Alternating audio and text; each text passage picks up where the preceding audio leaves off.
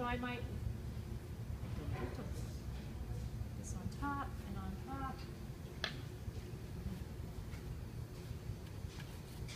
Something else I'm going to show you while I'm working is I'm just going to wax this whole area and then take a heat gun to it, and then I'm going to do what is called, I'm going to carve into it and put pigment in here with oil paint. Just really once you get that wax done, if you're not working in encaustic, meaning using your either dry pigments, people put dry pigments in here, and also they'll often use Damar varnish. And Damar varnish works more as a hardener, but if you're going to do the Damar varnish, which I don't do, you've got to make it yourself if you don't want to release formaldehydes into the air. And that is crystals of Damar with turpentine and cheesecloth that you put in a jar and you let sit. Otherwise, if you're buying it, it's kind of dangerous. You're releasing formaldehyde. Okay, so here I am. Blah, blah, blah, blah. This is clear. This is the clear.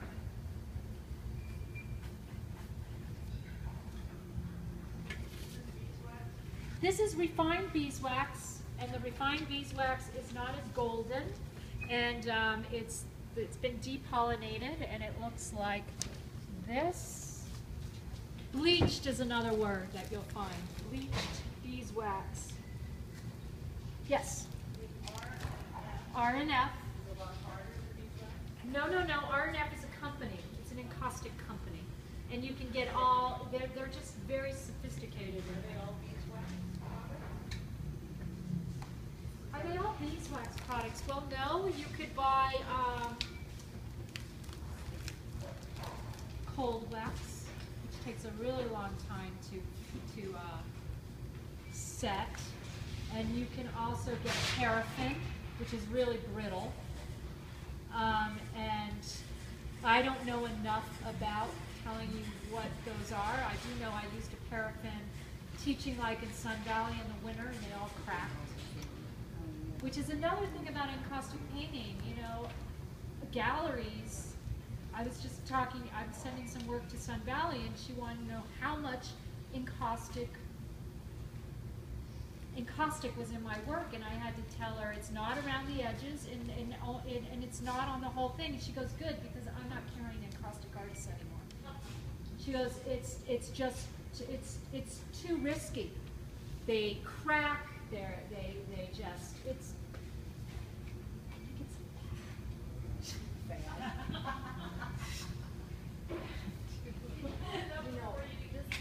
I'll hold it up before I do it again. Thank you, Sarah. That bag does have more resin. Okay, so they've already put it in. Yeah. So the RNF's already put it in. Yeah. This does not. That's just straight. This is straight. Yes. So RNF is more sophisticated in being able to get it. Now, if you take pantyhose afterwards or real organic cotton, it gives it a nice shine.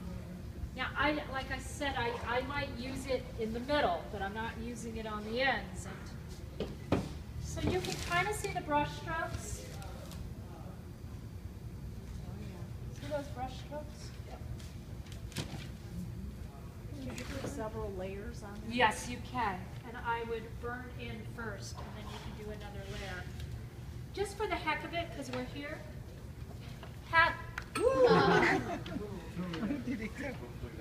Pastel is not really going to work going on a really waxy surface, but an oil pastel stick.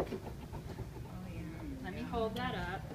You can use oil pastel sticks. I wouldn't go throwing my oil paint down and then take a heat gun. Not a good idea. Why? Why? Why? Because you have flammable materials. And I tell this story to everyone.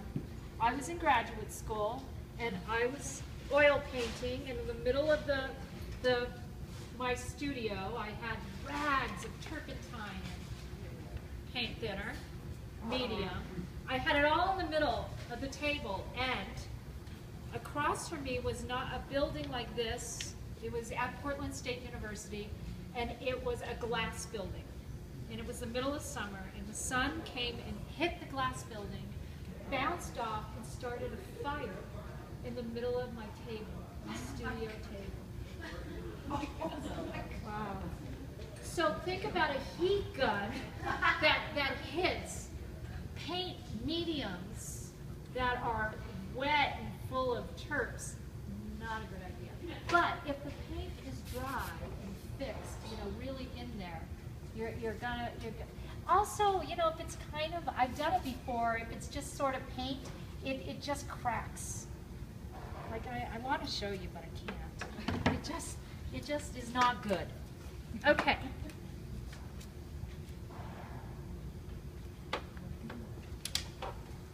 It's kind of a patient, slow process, but it's okay as long as you have hit the surface. And what it does is it goes like a very clear lake, and then it gets milky, and then it goes clear again. Now I could take a scraper and move this around. That's kind of fun. Ooh, that's fun. It removes the brush strokes. Yes, and you can do this to try to. Now I'm going to go ahead for the heck of it here and show you the white, which is what I would call encaustic because there's pigment. There's white pigment in it. Usually I would not do that up. You would do it like this.